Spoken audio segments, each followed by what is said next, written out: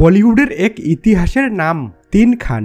টানা ৩৫ বছর ধরে বলিউডে রাজ করে আসছে এই তিন খান। গেল ৩৫ বছরে বলিউডের যত রেকর্ড তার ৫০% এসেছে এই তিনজনের হাত ধরে। গেল ৩৫ বছরে বিশ্বমঞ্চে বলিউডের হয়ে সবচেয়ে বেশি প্রতিনিধিত্ব করেছেন এই তিনজন। Stardom, record, craze, fan following, box অফিসের দিক দিয়ে তাদের সমপর্যায়ে কেউ পৌঁছাতে পারেনি। কিন্তু সময়ের সাথে সাথে সব কিছুরই একটা শেষ রয়েছে। তাই তো নিজেদের শেষ বয়সে এসেও সময়ের সঙ্গে তাল মিলিয়ে চলতে পারছেন না খানরা। যদিও এই ক্ষেত্রে শাহরুখ খান একটু ব্যতিক্রম।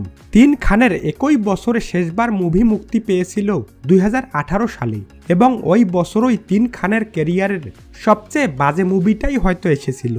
আমির এবং শাহরুখ খানের মুভি বাজে হওয়ার ফলে বক্স অফিসে বাজেভাবে ডিজাস্টার হলেও সালমান ওই সময় ক্রেজ এর উপর ভর করে তার ক্যারিয়ারের সবচেয়ে বাজে মুভিটাও বক্স অফিসে সাকসেস পেয়ে যায়, এবং ওই ১৮ সাল থেকেই তিন খানের ক্যারিয়ার আলাদাভাবে মোড় নেয়।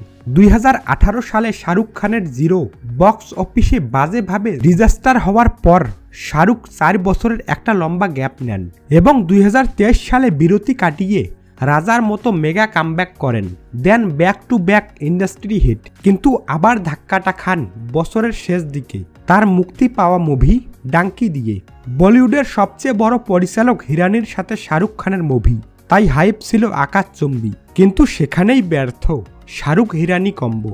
ওভার হাইপে মুভিটি দর্শকদের কাছ থেকে মিক্সড রিভিউ পায় এবং বক্স অফিসে আন্ডার পারফর্ম করে। শাহরুখ নেন আরেকটা গ্যাপ। আমিরের ২০১৮ সালে থাগস অফ হিন্দুস্তান বক্স অফিসে ডিজাস্টার হলে তিনিও নেন ৩ বছরের গ্যাপ, এবং ২০২২ সালে লাল সিং চাড্ডা দিয়ে কামব্যাক করার চিন্তা করেন। কিন্তু মুভি মুক্তির আগে থেকেই বিভিন্ন জায়গায় বয়কটের ডাক ওঠে এবং সমালোচনার শিকার হন।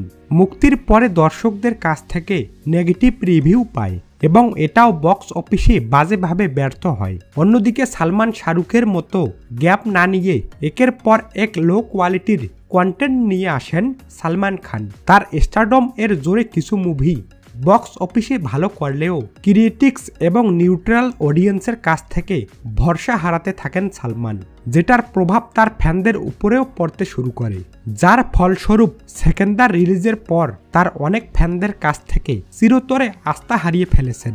সবকিছু বিবেচনা করলে তিন খানের একসাথে আর বলিউডে রাজ করার মতো কোনো সুযোগ নেই বললেই চলে। হয়তো শাহরুখ আগামী ৮ থেকে ১০ বছর এককভাবে রাজত্ব করতে পারে, কিন্তু সালমান এবং আমিরের সম্ভাবনা খুবই কম।